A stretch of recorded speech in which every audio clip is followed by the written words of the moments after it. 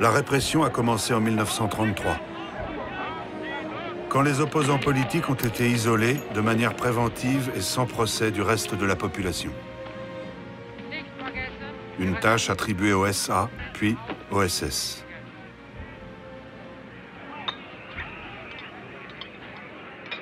Le prétexte, l'incendie du Reichstag, le Parlement allemand, en février 1933. Hitler l'a présenté comme le début d'une nouvelle révolte communiste. Les communistes veulent renverser l'État, leur dit-on. Il faut s'en protéger. Ils étaient considérés comme un danger pour la communauté. Ils en étaient donc retirés. Et la communauté pouvait continuer à vivre normalement.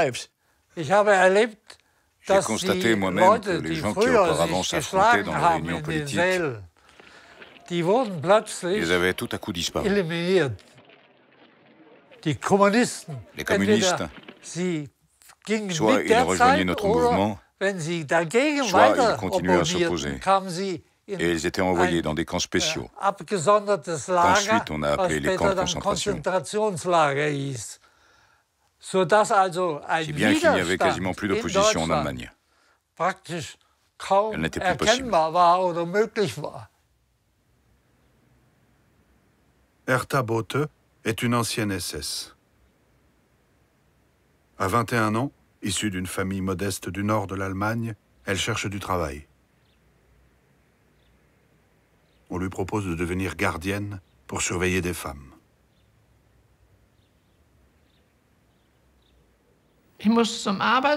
J'avais rendez-vous à l'agence pour l'emploi. Il s'appelait Monsieur Bruchschaffer. Il a dit, Mademoiselle Bote, vous devez aller dans un camp de concentration comme gardienne. Moi, j'ai dit, c'est quoi un camp de concentration? C'est un camp où vous devez surveiller les femmes. Ça, je ne peux pas. Si vous refusez, c'est vous qu'on enverra. Mon Dieu, que faire? Donc, j'y suis allée. Ce ne sont pas encore des camps de la mort, juste d'internement. Mais les SS y font subir aux prisonniers un régime de terreur, où la mort est courante. Ils devaient rester dehors, été comme hiver. Parmi ceux qui étaient debout dans le froid, est-ce que certains s'écroulaient? Oui, certains s'écroulaient. Des coups. Se mettre à genoux, que sais-je. Et que faisiez-vous quand vous étiez témoin de telles brutalités? Je me retournais, je ne regardais pas. Je ne pouvais pas voir ça.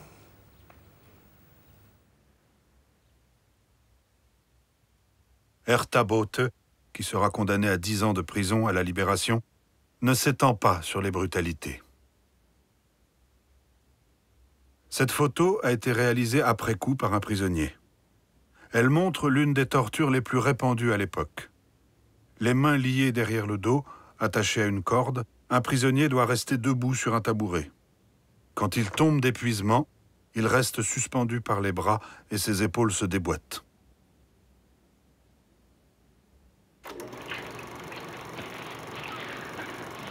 Mais la torture, qui s'en inquiète? Pour l'opinion publique, les SS remettent les esprits déviants dans le droit chemin.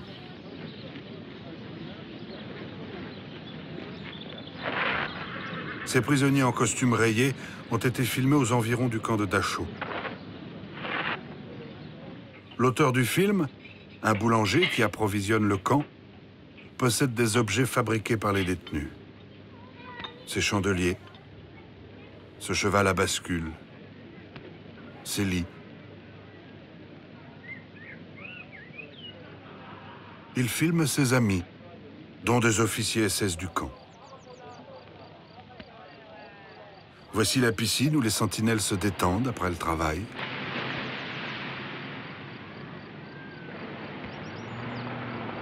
Qui imaginerait que des prisonniers, derrière la tour de guet, au loin, à l'horizon, vivent un calvaire? À la veille de la Seconde Guerre mondiale, les camps de la SS dissuadent toute opposition et ne semblent contestés par personne.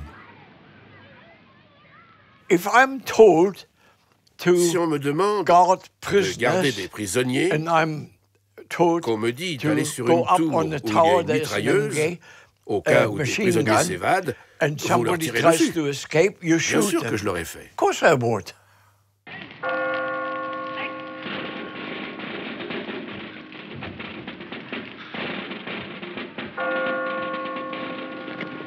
9 novembre 1938. La Feldherrnhalle, à Munich. C'est ici que s'est déroulé le coup d'État manqué de Hitler 15 ans plus tôt.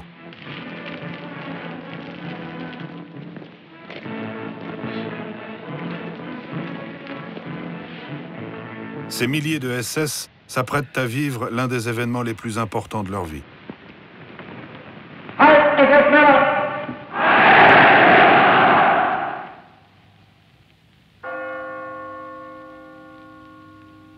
Parmi eux, ce jour-là, sur la place se trouve Eberhard Eder, futur capitaine de la division SS Viking. La place était bondée. À droite, à gauche, des tribunes avec les spectateurs. La prestation du serment a commencé à minuit. J'ai vu Hitler arriver là, solennellement. Et ensuite,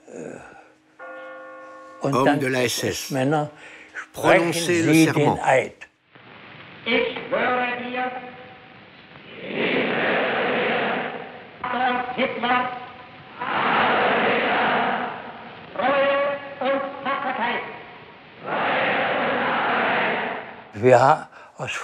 Nous avons prononcé ces mots de tout cœur.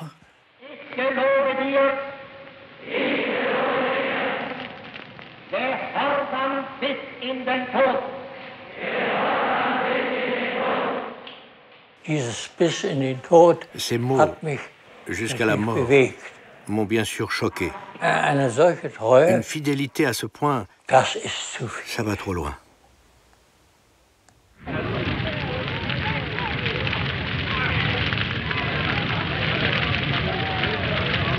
Cette même nuit se déroule le premier grand massacre contre les Juifs. Ils l'appelleront la nuit de cristal. Dans tout le pays, les militants nazis assassinent une centaine de Juifs, brisent les vitrines de magasins, incendient les synagogues.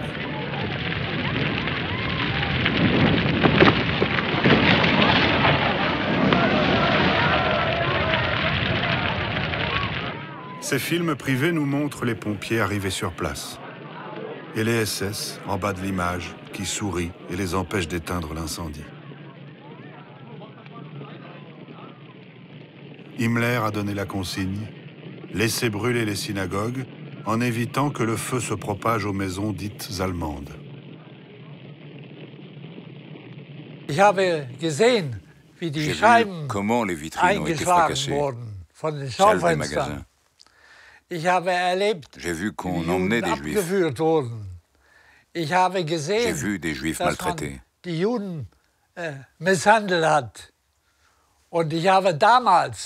Et à l'époque, je ne comprenais pas cela.